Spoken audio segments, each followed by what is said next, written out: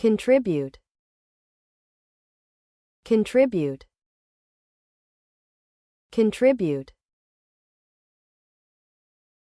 So, let's talk about the word contribute. It's a verb, which means it shows an action that someone is doing.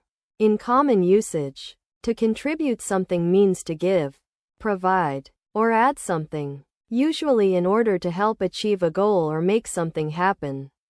For example, you might say, I'm going to contribute my time to help with the volunteer project, or, she's contributing her expertise to the team.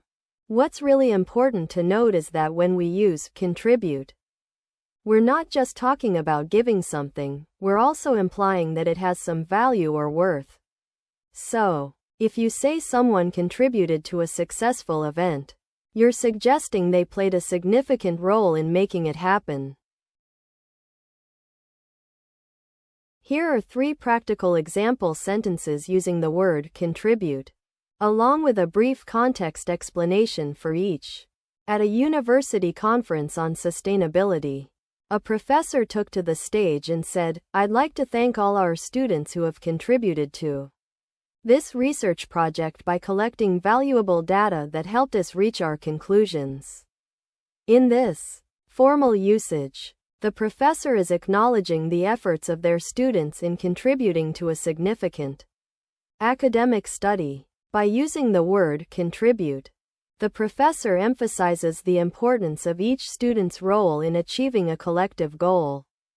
In a casual conversation with friends at a coffee shop, someone mentioned, I'm going to contribute to the potluck dinner tonight by bringing some homemade cookies. Here, the speaker is simply stating that they will be providing something for the group to enjoy. The word contribute implies a small but significant gesture of sharing food with others. In a business meeting, a marketing team lead said, we need your input on this new campaign strategy. It's essential that we get feedback from everyone so we can all contribute to making sure it reaches our target audience effectively. In this professional usage, the word contribute suggests collaboration and teamwork, highlighting the importance of each person's perspective in achieving a shared goal. So, you want to learn about something that means helping or giving something extra in order to make something happen or be better? Okay, so let's break it down. When we talk about this concept, we're usually talking about when someone puts in effort or resources to help make a project, idea, or goal become more successful.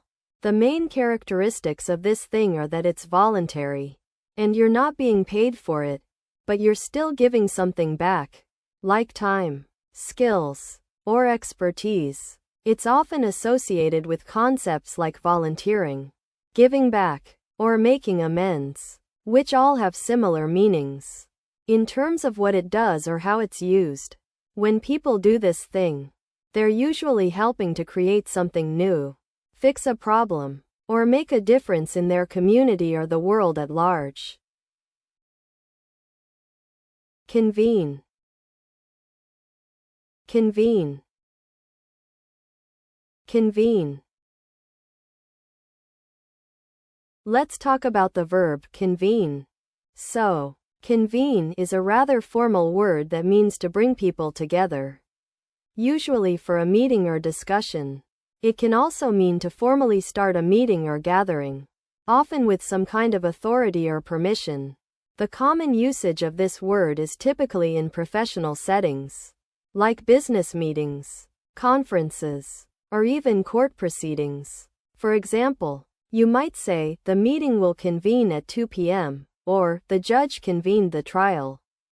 It's also used in more formal writing and speaking, so it's not a part of everyday conversation, but rather something you'd hear in official announcements or news reports.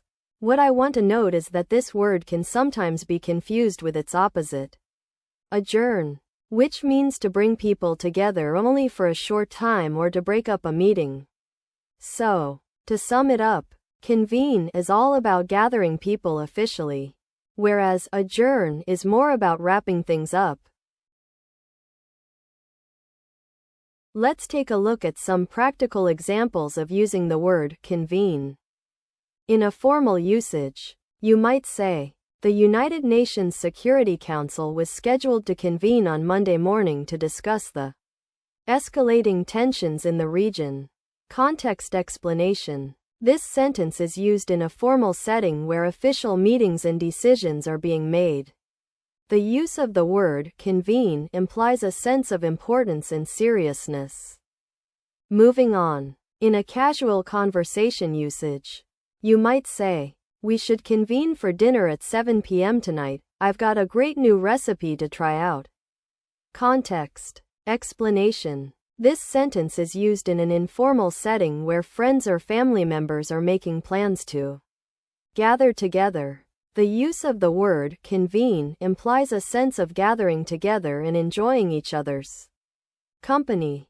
Finally, in a business or academic usage, you might say, the conference organizers will convene a panel discussion on sustainable energy sources featuring experts from around the world. Context explanation. This sentence is used in a professional setting where conferences, meetings, and presentations are taking place. The use of the word convene implies a sense of bringing people together to discuss and share knowledge on a specific topic. So you want to know what convene means? It's actually quite simple. In essence, when we say that something is going to convene, it means that people are getting together in one place at a specific time. Think of it like a meeting or a gathering where everyone shows up and starts talking. The main characteristics of convening are that it involves a group of people coming together for a particular purpose, often with a leader or organizer to guide the discussion. Now, you might be thinking, wait, isn't this just the same as having a meeting? And you're not wrong. Meeting is actually a pretty good synonym for convene. Although convene implies that there's some kind of formal arrangement or invitation involved. But essentially, when we say that something is going to convene, it means get ready to sit down and talk with others in a group setting. It's all about bringing people together. Coordinate. Coordinate. Coordinate. So, you want to know about the word coordinate, right?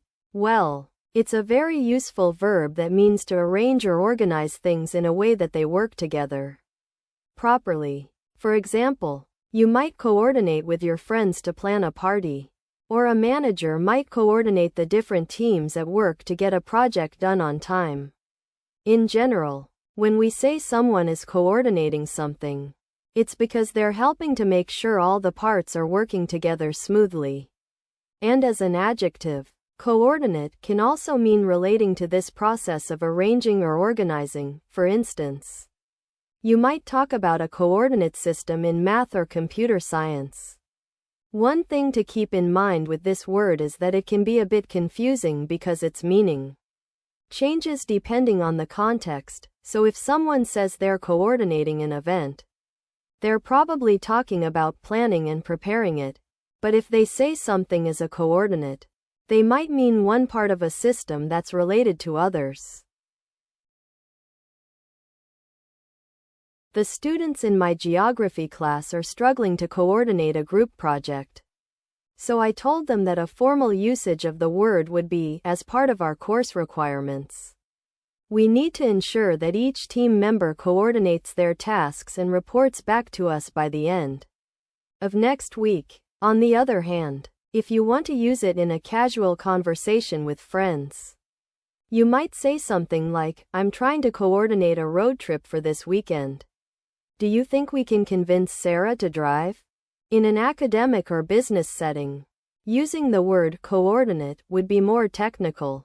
For instance, the research team is tasked with coordinating multiple data sources from various departments in order to produce a comprehensive report on our company's performance. So you want to learn about this concept? It's essentially a way to connect two or more things so that they line up together perfectly. Like when you're planning a route and need to make sure all the steps are in the right order. Imagine having a map with several points marked on it, one for home, one for school, and another for the park. If you were to draw lines between each point, the paths would intersect at specific points where they connect or cross over. This concept is similar to other ideas like planning a schedule or navigating a path. And it helps us keep things in order so that we can move from one place to another efficiently. Does that make sense?